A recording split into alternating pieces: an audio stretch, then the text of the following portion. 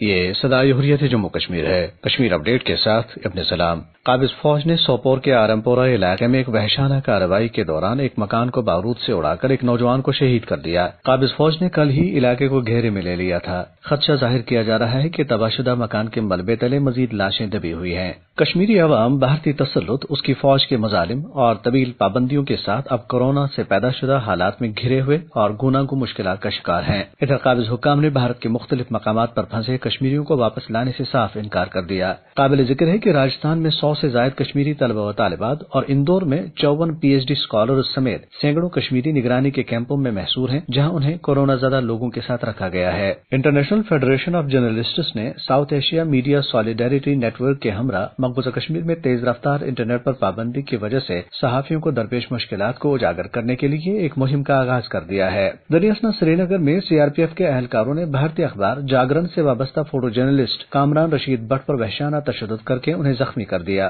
کل جماعتی حریت کانفرنس کے سینئر رہنما اور تحریک حریت جموں کشمیر کے چیئرمین محمد اشرف صحرائی نے اقوام متحدہ کے سیکرٹری جنرل سے مطالبہ کیا ہے کہ وہ تنازع کشمیر کے حل کے لیے ایک خصوصی نمائندہ مقرر کریں۔ اپنے ایک بیان میں انہوں نے حالیہ ایام میں شہید ہوئے نوجوانوں کو خراج عقیدت پیش کرتے ہوئے کہا کہ تنازع کے حل نہ ہونے کے سبب روزانہ بے گناہ کشمیریوں کی جانیں جا رہی ہیں۔ انہوں نے کہا کہ جب پوری انسانیت کو کورونا وائرس کی مہلک وبا کا سامنا ہے تو بھارت مقبوضہ کشمیر میں جان و مال کو تباہ کرنے پر تلا ہوا ہے۔ اپ ڈیٹ ختم ہوا۔ آج جبکہ کووڈ-19 وبا کی وجہ سے پورے عالم پر موت کے مہیب سائے منڈلا رہے ہیں، گزشتہ 8 ماہ سے بھارتی فوج کے محاصرے اور مواصلاتی لاک ڈاؤن میں گرے کشمیری عوام کو کورونا کے ساتھ ساتھ ہندوتوا دہشت گردی کا بھی سامنا ہے۔ اس حوالے سے سنتے ہیں Jammu Kashmir National Peoples Party کے وائس چیئرمین اور حریت کانفرنس آزاد کشمیر شاخ کے رہنما داؤد احمد خان کی گفتگو۔